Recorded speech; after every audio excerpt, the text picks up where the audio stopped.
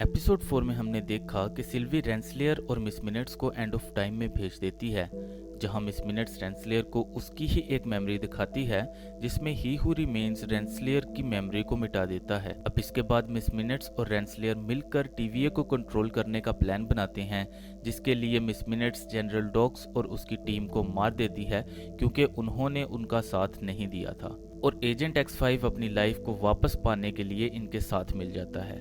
लोकी और Mobius Victor को TVA ले आते हैं ताकि उसकी मदद से टेम्परल लूम के ब्लास्ट गेट को खोला जा सके और टेम्परल लूम को ठीक किया जा सके।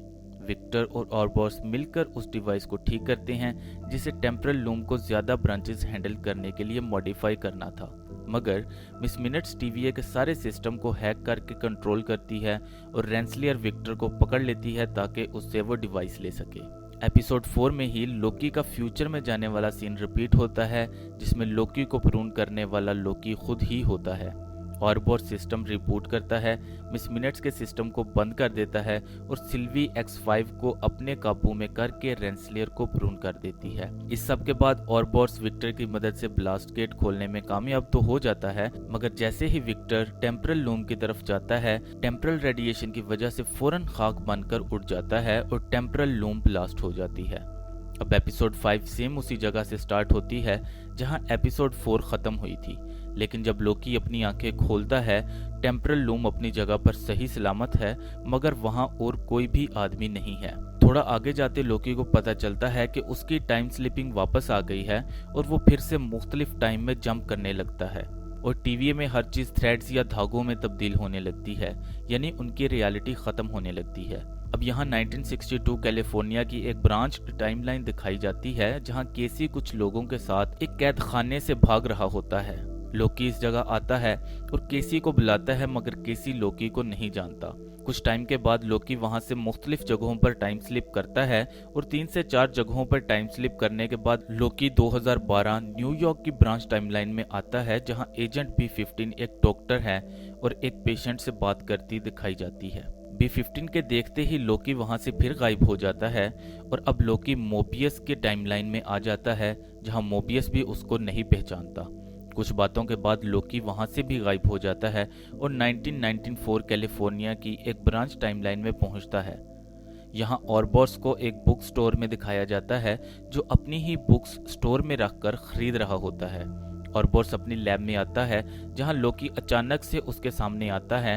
लोकी ऑरबॉस को टीवीए और टाइम स्लिपिंग के बारे में बताता है क्योंकि ऑरबॉस एक साइंस फिक्शन राइटर है और साथ ही साथ फिजिक्स में PhD भी। लोकी ऑरबॉस को कहता है कि वो उसकी हेल्प करे ताकि वो टाइम में वापस उसी जगह जा सके जहां टेम्परल लूम ब्लास्ट नहीं हुई और वो उसको ठीक कर सके।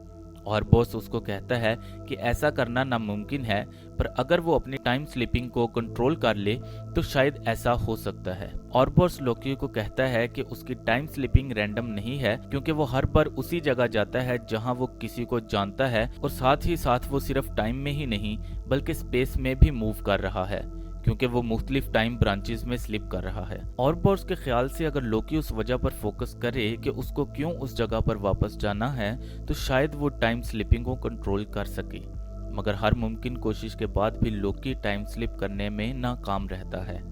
लोकी और बॉस को टीवीए की गाइड बुक देता है ताकि वो टेम्पैड दोबारा से बना सके, मगर उसी टाइम लोकी उस जगह से टाइम स्लिप करता है और गायब हो जाता है। अब की बार लोकी वापस मोबियस के पास आता है जहां लोकी मोबियस को समझाने की कोशिश करता है कि वो असल में मोबियस है और वो टीवीए में काम करता था।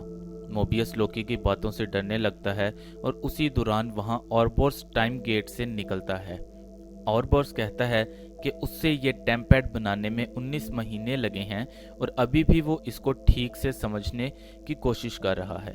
खैर, मोबियस को बहुत तसल्ली देने के बाद लोकी उसको अपने साथ लेकर जाने पर राजी कर लेता है और इसी तरह लोकी टेम्पैड की मदद से केसी और B15 को भी अपने साथ ले आता है। अब ये सारे लोग ऑरबॉस की लैब में इकट्ठे होते हैं जहां लोकी कहता है कि अभी एक बंदा रहता है जिसको यहाँ मौजूद होना चाहिए। अब सीन चेंज होता है और सिल्वी को मैकडॉनल्ड्स से बाहर निकलते दिखाया जाता है।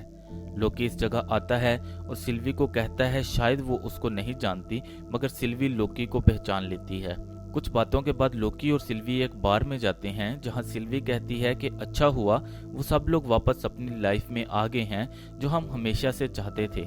मगर लोकी कहता है ये उनकी अपनी चॉइस नहीं है और वो चाहता है कि टीवीए वापस से आए क्योंकि वो उसके दोस्त हैं और वो अकेला नहीं रहना चाहता।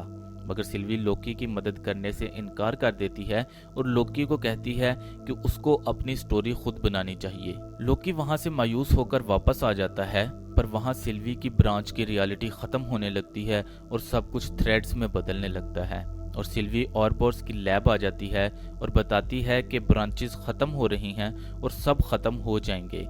ऑरबोर्स कहता है कि अब यहाँ वो सब लोग मौजूद हैं जो उस टाइम टेम्परल लूम के पास मौजूद थे और अगर वो सब लोगों के टेम्परल ऑरा एक साथ लें तो वो वापस उसी जगह जा सकते हैं।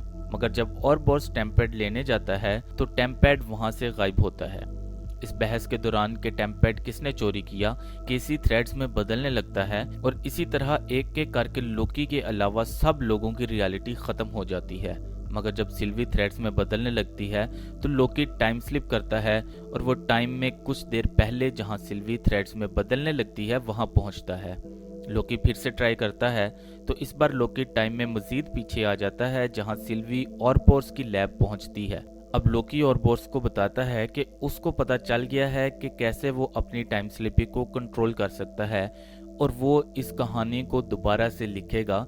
इसलिए लोकी वापस टीवीए में सेम जगह पर पहुंच जाता है जहां विक्टर टेम्परल लूम में जाने के लिए तैयार होता है। आप लोगों को क्या लगता है कि लोकी इन तमाम लोगों की जिंदगी को खत्म होने से और टीवीए को टेम्परल मेल्टडाउन से बचा सकेगा या नहीं? लोकी इन लोगों की जिंदगी को बचा पाता है या नहीं, ये जानने के लिए हमारे चैनल को सब्सक्राइब करें और अगर आपको वीडियो अच्छी लगी हो तो लाइक और कमेंट लाजमी करें। आपका एक लाइक भी हमें आगे बढ़ने में मदद करेगा। मुलाकात होगी नेक्स्ट वीडियो में इस सीजन की आखिरी एपिसोड के साथ। तब तक के लिए अलविदा।